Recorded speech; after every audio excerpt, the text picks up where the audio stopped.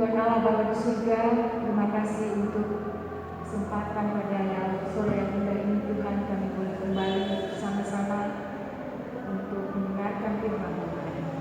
Kami menyerahkan seluruh firman Tuhan ke dalam tangan-Mu, kiranya Tuhan memberkati hamba yang akan menyampaikan firman, memampukan hamba untuk dapat berkata-kata sesuai dengan kehendak Tuhan, dan biarlah itu boleh dengan yang dapat Tuhan dan menjadi berkat bagi kami semua. Berkati setiap kami dan juga waktu ke depan kami serahkan ke dalam tangan Tuhan. Di dalam nama Anak Yesus Kristus kami berdoa. Amin. Sore yang dikasih Tuhan, tema pada sore hari ini yaitu arti penderitaan. Kedengaran ya? Artinya kurang keras. Kita akan membaca dari Roma 8 ayat 35 hingga ke 39. Tema kita pada sore hari ini arti penderitaan. Roma 8 ayat 35 hingga ke 39. Kita akan baca bersama-sama mulai ayat ke-35 hingga ke-39. Roma 8 ayat 35 hingga ke-39. Kami baca bersama-sama ya. Siapakah yang akan memisahkan kita dari kasih Kristus? Penindasan atau kesesakan atau penganiayaan atau kelaparan atau ketelanjangan atau bahaya atau pedang? Seperti ada tertulis, oleh karena engkau berada dalam bahaya maut sepanjang hari, kami telah dianggap sebagai domba-domba sembelihan.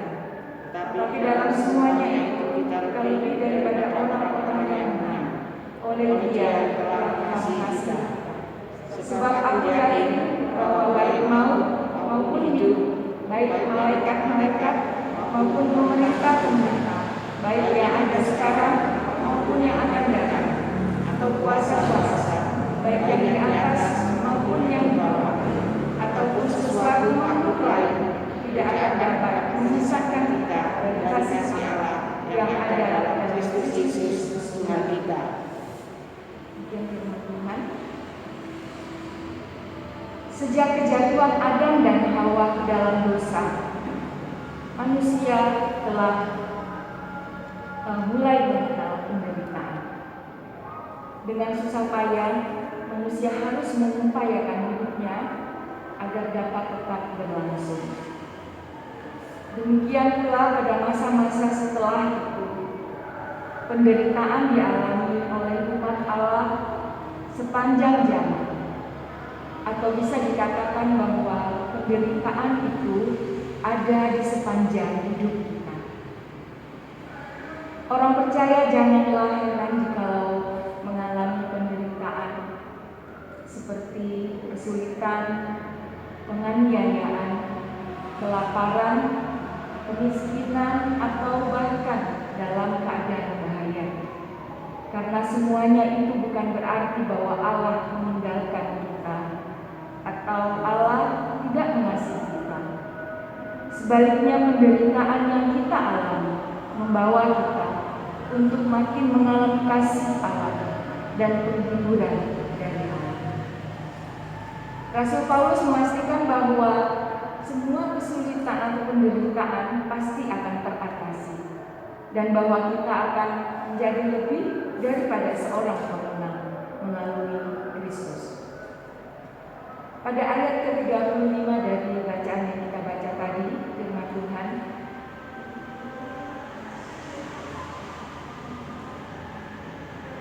siapakah yang akan memisahkan kita dari kasih Kristus?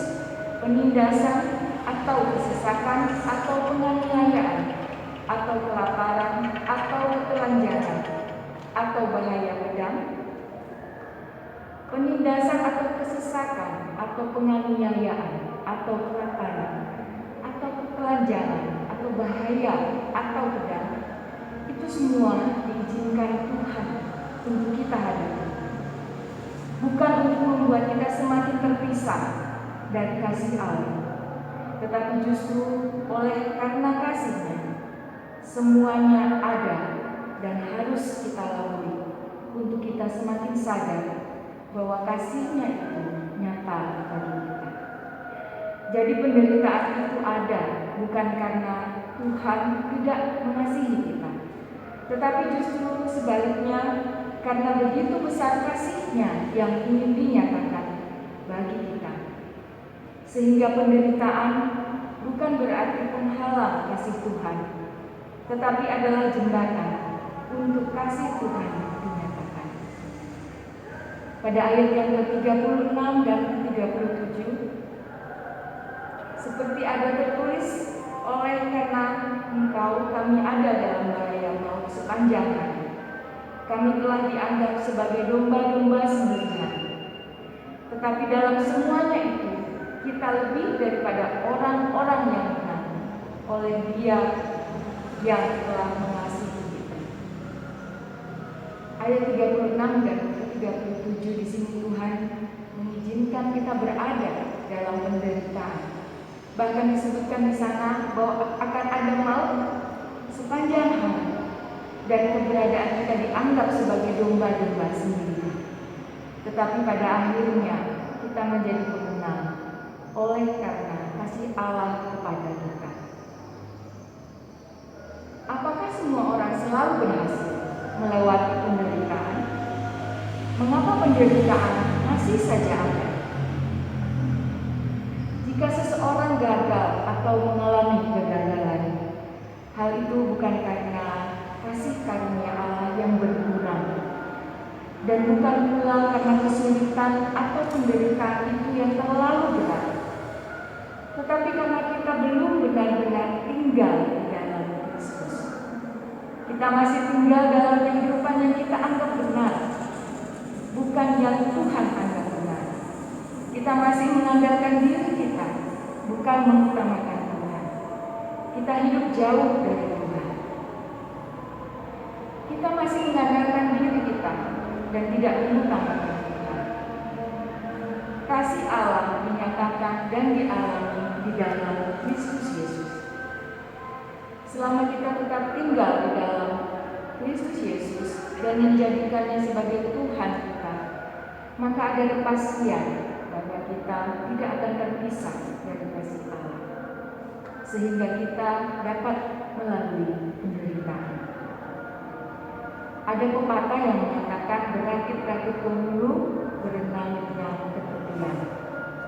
Bersakit-sakit dahulu, bersenang-senang kemudian. Ya, ini hanyalah pepatah yang dibuat oleh manusia yang artinya begitu luas dan dalam. Tetapi apa yang difirmankan Tuhan melalui Rasul Paulus lebih lagi dari yang kita dapatkan dari pepatah itu. Bahwasanya penderitaan-penderitaan yang ada akan terlewati berkat kasih Tuhan dan dalam kasih Tuhan yang pada akhirnya membuat kita menjadi seorang Tuhan. Kita berhasil melewati atau melalui mengatasi penderitaan itu berkat kasih Tuhan. Karena kita hidup di dalam Tuhan, karena kita meletakkan pengharapan kita senantiasa pada Tuhan. Pada ayat yang ke-38 dan ke-39, sebab aku yakin bahwa baik maut maupun hidup, baik malaikat-malaikat maupun pemerintah-pemerintah, baik yang ada sekarang maupun yang akan datang, atau kuasa-kuasa, baik yang di atas maupun yang di bawah, ataupun sesuatu makhluk lain, tidak akan dapat memisahkan kita dari kasih Allah yang ada dalam Kristus Yesus Tuhan kita.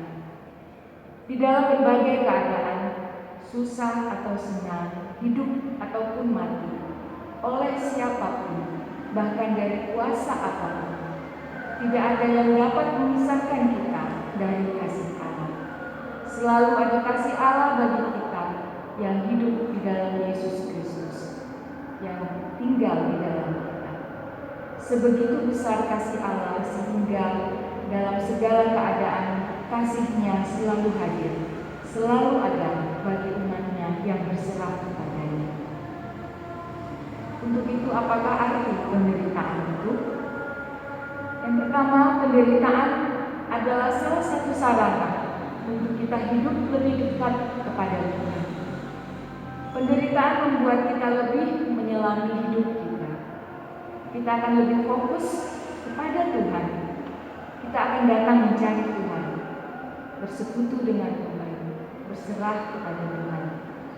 Sehingga penderitaan itu adalah salah satu sarana kita untuk hidup lebih dekat kepada-Nya. Yang kedua, penderitaan membuat kita lebih mengandalkan Tuhan. Penderitaan membuat kita sadar bahwa kita ini sangatlah terbatas dan tidak mampu mengatasi diri kita, sehingga penderitaan itu datang dan menimpa kita. Penderitaan membuat kita datang menyerahkan segala sesuatu pada Tuhan, memohon pertolongan Tuhan, dan menaruh harapan kita kepada Tuhan. Sehingga pada saat itu penderitaan akan membuat kita lebih mengandalkan Tuhan. Yang ketiga, penderitaan itu menimbulkan kesabaran. Proses hidup yang dijalani dalam penderitaan membuat kita menjadi lebih sabar, menantikan jawaban Tuhan, melewati setiap tahap demi tahap proses yang kita alami. Kesabaran kita benar-benar diuji saat kita menghadapi penderitaan. Contohnya, petani yang gagal panen. Bagaimanapun caranya dia akan cari tahu atau mencoba kembali usahanya agar supaya panennya tidak gagal. Sehingga dia akan dengan sabar memulai kembali prosesnya mulai awal. Proses pembibitan, penanaman, kemudian pada akhirnya dia berharap bahwa panennya tidak akan gagal. Sehingga di dalamnya seorang petani diajarkan untuk bersabar, untuk supaya panennya tidak gagal. Penderitaan itu menimbulkan kesabaran. Yang keempat, penderitaan menimbulkan ketekunan. Dengan bersabar di dalam penderitaan akan tumbuh ketekunan. Yang kelima, penderitaan menjadi jalan untuk pertumbuhan rohani. Melewati semua proses hidup kita dalam penderitaan yang kita alami, menjadikan kerohanian kita akan semakin bertumbuh. Pengenalan terhadap Allah semakin dalam. Lebih menikmati Tuhan dalam hidup kita dan mengerti janji Tuhan bagi kita, anak-anaknya yang selalu setia di dalam Tuhan. Menyerahkan hidup kita hanya pada Tuhan dan akhirnya kita dapat berbuah dan menjadi berkat bagi orang lain. Sehingga di sini disebutkan penderitaan menjadi jalan untuk pertumbuhan rohani kita. Melalui penderitaan Allah membentuk kita dengan penuh kasih. Melalui penderitaan Allah dapat menyelesaikan apa yang Dia inginkan dikerjakan dalam dan melalui kita. Kiranya kita dapat menjadi anak-anak Tuhan yang kuat menghadapi penderitaan dan cobaan. Karena kita telah tahu bahwa penderitaan itu ada karena kasih Tuhan yang begitu besar bagi kita. Bukan karena kasih Tuhan yang berkurang atau kasih Tuhan yang mulai luntur kepada kita. Ada pertolongan dan campur tangan Tuhan dalam setiap penderitaan. Dan pada akhirnya kita menjadi pemenang yang mengalahkan. Kita sanggup melewati penderitaan. Selamat menjadi pemenang untuk kita semua. Demikian firman Tuhan, kiranya menjadi berkat bagi kita semua. Saya minta Ibu Erna untuk berdoa.